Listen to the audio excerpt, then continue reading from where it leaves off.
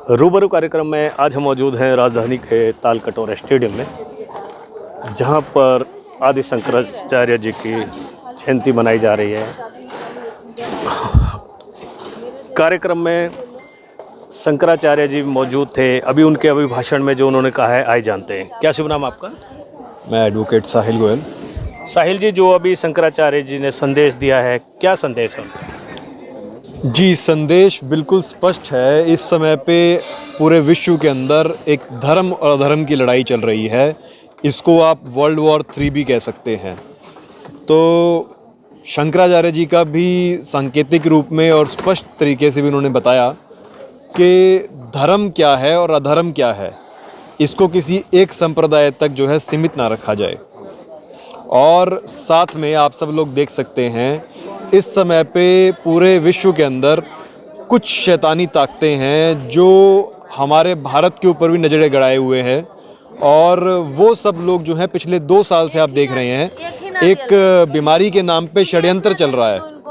उस षड्यंत्र के माध्यम से हम सब लोगों को गुलाम बनाने की साजिश की जा रही है।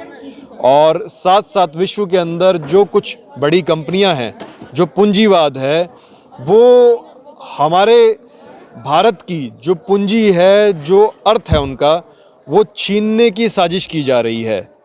उसी के चलते अभी हमारे यहाँ पे भारत के अंदर जैसा कि शंकराचार्य जी ने भी कहा कि ये जो संविधान है, ये संविधान सिर्फ 75 साल पुराना है और हमारे वेदों का जो संविधान है वो लाखों साल पुराना है।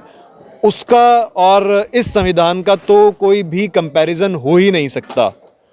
तो सही मायने में इस संविधान को बनाने के अंदर किन लोगों का योगदान था, या अंग्रेजी ताकतें जो थी, जो ब्रिटिश एम्पायर था, उनका क्या रोल रहा था इसके अंदर, इन सब चीज़ों को जानने की आवश्यकता है। साथ साथ में भारत के अंदर इस समय पे एक पब्लिक हेल्थ बिल लाया जा रहा है। मैं आपके माध्यम से दर्शकों को बताना चाहूँगा कि उस पब्लिक हेल्थ बिल के अंदर ऐसे ऐसे प्रावधान हैं कि सरकार या उनके तंत्र उस मिशन के माध्यम से अगर चाहें तो आपके पशुधन को नष्ट कर सकते हैं, आपकी खेती को नष्ट कर सकते हैं, आपको घरों में बंद कर सकते हैं, आपको अपने रिश्तेदारों से सबसे मिलने से रोक सकते हैं, सिर्फ और सिर्फ इस अंदेशे पे कि कोई बीमारी फैल सकती है। सिर्फ अंदेशे पे कि अगर उनको लगता है कि कोई बीमारी फैल रही है, उसके नाम पे और पब्लिक सेफ्टी के नाम पे आप लोगों के सारे संवैधानिक अधिकार, जो कि ये संविधान से मैं ऊपर समझता हूँ, जो आपके अधिकार हैं, जो हमारे वेदों में बताए गए हैं, उन अधिकारों को आपसे छीना जाएगा। और इस प्रकार से तानाशाही लाने की तैयारी की जा रही है।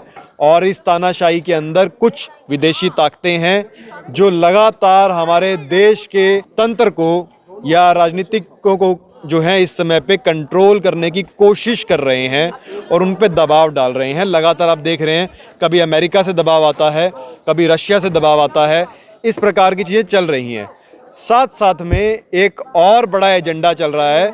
हमारी जो गऊ है, गऊ माता को ख़त्म करने के लिए ये जो कुछ बूटियां लगाई जा रही हैं, मैं कुछ शब्दों का प्रयोग नहीं करूंगा, उनके अंदर जो है उन पदार्थों का इस्तेमाल किया जा रहा है जो गऊ की बेरहमी से हत्या करके और अजन्मे बछड़े को बाहर निकाल के उसके खून में से सीरम को अलग करके उसके अंदर इस्तेमाल किया जाता है। और वो बूटियां, वो जो सुई है, वो लगाई जा रही है, उसके लिए आपको बाध्य किया जा रहा है। साथ साथ में सरकार जो है इस समय पे विदेशी कुछ तंत्रों के कारण से इस प्रकार की बातें आई जा रही हैं। आप देखेंगे मीडिया के अंदर वो कह रहे हैं कि गऊ जो है वो डकार मार रही है, गौएं जो डकार मार रही हैं उससे जो है मीथेन बढ़ रही है और उस मीथेन के बढ़ने से ग्लोबल वार्मिंग होगी। तो मैंने ऐसा कभी नहीं सुना, ना हमारे वेदों के अंदर कभी ऐसा लिखा हुआ है। ऐसी कोई बात नहीं है जिसके माध्यम से ये लोग ऐसी बातें फैला रहे हैं कि गऊओं को रखना जो है वो आपको दूभर कर देंगे ये लोग। और गऊओं के माध्यम से ये कहना चाहते हैं कि गऊ जो है वो ग्लोबल वार्मिंग का रीज़न है।